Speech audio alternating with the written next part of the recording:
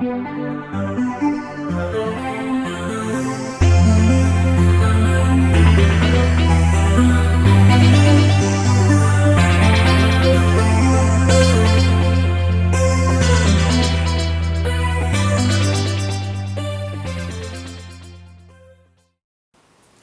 here today to talk about another colonial Upchurch. I refer in particular to William Upchurches II, who was a great-grandson of Michael Upchurch I, the individual who came to us in America from England to start the Upchurch family. William Upchurches II was one of 4 individuals who headed branches of the family in America. His branch was one of the smaller of the 4, but in fact was a very important branch, as I hope you will see as we tell you a few facts about this individual. He was a head of the Oxford branch of the family, and we find him born in 1735 in Virginia and ending up his life in North Carolina, dying there about 1805. But in Virginia we take note of a record of this individual because of an act of Burgesses, the sort of legislative body in Virginia. On the 14th of September 1858, 2 Upchurches were cited as having served in the French and Indian War. One of those was Michael Upchurch, whom we conclude is, William Upchurch, whom we conclude is William Upchurch II, and his brother Michael Upchurch III. So this is an important record for us to have about this individual. Now, there are 2 broad aspects about William Upchurch II I'd like to mention. One is that he fits the normal pattern in that there were a whole batch of Upchurches who moved from Virginia to North Carolina in the late 1700s or early 1800s. So he was part of that group that moved. It's an old and familiar story to us. More complex, he was one of several individuals in the family by the name of William, and this makes it more difficult for us to sort out just which individual might be meant when a particular William is shown in the records. Now I'd like to show you the big Granville map in North Carolina, which shows how this big county Granville, which you show here in yellow, was formed in 1748. And it was at that point that the Upchurches were moving to North Carolina. And when we say they moved to Granville County, we don't mean they moved to the small county we know today as Granville, which is only a small part of the original Granville County that was formed in the mid-1700s. Now, what we need to do, given that there were several of these Williams that moved to the big Granville County, we need to begin to get hints as to where they were in this county.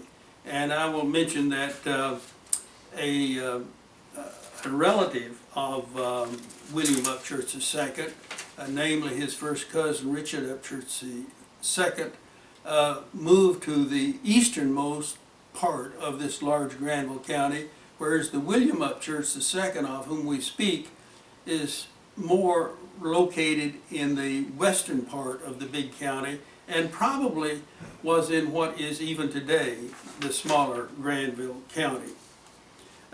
With these various individuals named William and with this large county Granville, we have what you might say a puzzle as to how we get all these bits of information and fit them together to come up with a coherent plan about how the Upchurch family is structured. Let's go to the colonial chart and look at how William Upchurch II fits into the family. You see here him designated with a blue arrow, obviously a great-grandson of Michael Upchurch I, and he is one of 3 brothers who headed branches of the family. His brother Richard II heading the Moccasin Creek branch, another brother Michael III heading the Brunswick branch, and our William II heading the Oxford branch. Now, he is an important member of the family for several reasons. Of course, if you are a descendant of Richard Upchurch II, you will think he's very important. But he's important to us in the overall Upchurch family because we have to fit all the pieces together. He's important to historians, and especially to me, because many years ago, in interviewing various Upchurches in Raleigh, North Carolina, I encountered descendants of this William Upchurch II. Now, the agonizing aspect of this is I was not able to link them specifically back step by step to their ancestor William II, but I know that's where they trace to. And I recall in particular one elderly Spencer Upchurch who took me into her home and explained to me all of the background about what she knew about the family. I still have those notes and have great hopes of fitting together into a coherent plan. She tells a very interesting story about the role that her family, her father and grandfather, played in Wake County, North Carolina, having come from Granville. Well, how many Williams do we see here on this colonial Upchurch chart? I take note of 4. There was William Upchurch II, and he had a son, William Upchurch III. And then William Upchurch II had a nephew, William Upchurch IV, which you see on the far bottom right-hand corner of this. And not shown on this chart, but William Upchurch IV also had a son, William, whom we have not given a number. So there you have 4 William Upchurches, and all 4 of these were in Granville County at one time or another in the late 1700s. Now, we haven't sorted out every single citation to make sure we can pin them to one or the other of these 4 Williams, but we've sorted out enough to feel comfortable sitting here telling you about William Upchurch II and how he fits into the family. I have to say again that there's different ways of thinking about the family, and perhaps you are thinking only about, well, how can I trace my particular ancestor back up to William Upchurch II and on back to Michael Upchurch I. But those of us who are trying to serve the broader family need to fit all of these pieces of the puzzle together. Let's go to Belle West and the little red brook we often turn to, as she was the earliest one to produce a book on the Upchurch family. And the question is, what did she do about Granville County? If you go to page 77, which we see here, you see that she has this single page devoted to the Upchurches of Granville County. Now, I wish she could have done more, but at the bottom, here's what she says. I regret I am unable to include these descendants in this volume. Well, we forgive her for her transgression. I wish she had lived longer and written a whole book on the Upchurches of Granville County. In the introduction to this, she brings up a point which is of considerable interest to us, because she cites the fact that in 1755 in Granville County, North Carolina, there were 2 Upchurches that appeared on the tax rolls. That's a very important citation because it shows here now, this is a couple of Upchurches who's obviously moved down from Brunswick County, Virginia into large Granville County. And they were William Upchurch and Richard Upchurch. And I identify these 2 as Richard Upchurch II and William Upchurch II, the one of whom we speak today. Now, West makes a point of the fact that we have never found a land transaction in which these 2 individuals acquired property which would have been the logic of them being on the tax roll. Perhaps we shall one day find that. Well, let's take this one page that West has and see what we can make of it. Now, I will say to you that every word on this page she has written is important, but I want to select certain parts of this to illustrate what we're trying to get across today. So I've highlighted a section there which shows a number of following paragraphs, which I've labeled 1 through 5, and I'll just pick paragraphs 1, 2, and 3 to illustrate a point. Paragraph 1 shows 300 acres that were purchased in 1778 by William Upchurch. Now, what can we conclude? I would say this could be William Upchurch II, but it could not be William Upchurch III because the third was not born until 1774, so he would not have been in a position to have bought land in 1778. And that's the kind of analysis we have to keep before us, thinking about, oh, which William could this be?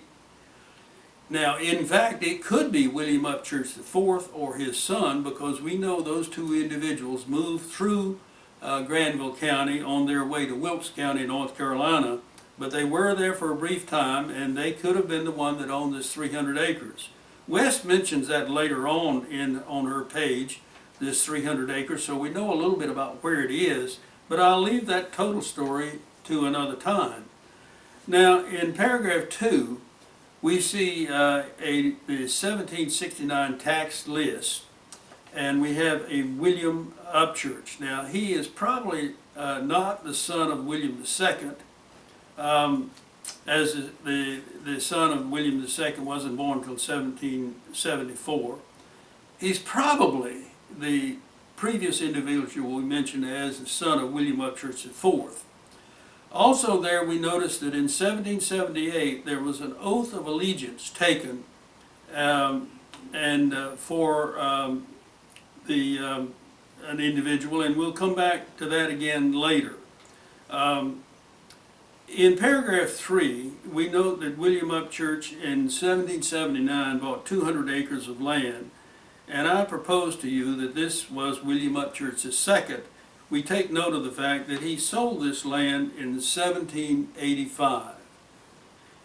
Now, this is about what West has had to say to us, and I want to go from there to the court minutes that we have that she did not cite, but which are really good information for her. These court minutes, and I've shown 3 extracts from this, one from 1761, one from 1791, and one from 1801 to 1809. Let's take the first one. This shows that William Upchurch was an assignee of Joseph John Alston versus George Jordan with an attorney, Robert Jones. Now, I propose that that is specifically William Upchurch II. Then in the next item, grand jurors were appointed, and you see among the list there William Upchurch, and I propose that that is William Upchurch II. Now, why is this list important? If you're willing to do more research on this matter, it would be very interesting to look at the records that exist on these other individuals, because they were close neighbors of this William Upchurch. And we'll draw the noose tighter and tighter until we know 110% sure that we've got William Upchurch II corralled. Now, we don't always get good news, and I'll have to cite the 3rd paragraph here, the court record on page 189, and what it illustrates is that back in those days, even as today, Mother Nature was busy and alive and influencing our lives. And this is illustrated by the record, which says that William Upchurch was ordered to pay support for a child begotten on the body of Phoebe Lindsay. Now, that's the fact, and we have to look at it and see what it means. What it says is we Upchurches probably have a lot of Lindsays around sometimes that are cousins that we haven't caught up with, and we should do that one of these days. Now, we have another very interesting record, because in 1786, there was a state census taken, and we'll take a look at that. And we're fortunate that it has as a head of it the household William Upchurch, and I am proposing that that for sure is William Upchurch II. And you see there that we have a description of the information that we can conclude, along with the assumed relationship of the various individuals in the household, although the only name that's mentioned is the head of the household. But we see other individuals listed. And one thing that would make us a little more comfortable about saying this is William Upchurch II is that the two sons shown there fit precisely the age brackets that would be needed for his son William Upchurch III and his other son John Upchurch IV. Now, it's very intriguing that there's a daughter listed there, and I do have a citation of a female Upchurch in that era, in that particular location, marrying someone, and with more research perhaps we can figure out precisely whether or not that was a daughter of William Upchurch II. Now, we are extremely unfortunate in another way, in that of the four Upchurches who were heads of branches of the family, William Upchurch II is the only one that lived over into the 1800s and therefore got himself recorded on the 1800 federal census. And I turn your attention now to that particular census. Now again, we only have by name the head of the household, but we show the brackets of ages. And there we see that there are a number of daughters involved that we don't have the names of, and then there's even a son that we don't have the name of. We call these spots whereby we know there was a child, either a male or female, of a head of a household, but we don't have the name, as missing slots. And we need to accumulate these over a period of time in terms of date and location and probability so that we gradually fill in those slots. So we're extremely fortunate that we have this 1800 federal census. I will take note of the fact that some of these children that are listed that are quite young may in fact be his grandchildren, because otherwise he and his wife were getting a little on the old side to have children, although he could have had a second wife and they could in fact be his children. So there is more research to be done. I'd like to turn our attention to an additional situation in the way of a newspaper article which we have found. It states in this article that two Upchurches in 1778 in Granville County took the oath of allegiance. And those two were John Upchurch and William Upchurch. Now I propose they were William Upchurch II, of whom we speak, who would have been about age 43 in 1778, and that the other would have been actually his nephew, John Upchurch III, who would have been age 37 at the time this record was taken in 1778. Perhaps I should mention what this oath means, this oath of allegiance. Of course, in 1778, that was in the midst of the Revolution, and the colonial authorities fighting the British were anxious to know who was actually a friend and who was a foe. So they created this arrangement in the paperwork whereby people were invited, or in some cases given directions that they had to declare one way or another. And if they signed the oath of allegiance, it meant that they were had allegiance to the colonial authorities. And if they did not, then they were considered to be in favor of the king. And you can imagine that that led to a lot of hard feelings and allegations and differences in treatment of people. I would not have wanted to be someone with allegiance to the king back in those days. And so we're fortunate to have our two Upchurches cited as taking this oath of allegiance in 1778 in Granville County. Now, what can we conclude about our family member William Upchurch II? I would say we're very fortunate to have a robust record of this individual, extended even to the 1800 census. But as you will have concluded from listening to the comments, there's a great challenge to begin to sort out all of those William Upchurches that existed in Granville County, North Carolina in the late 1700s and even the early 1800s. And we look forward to learning more about that in due course and bringing the information to you.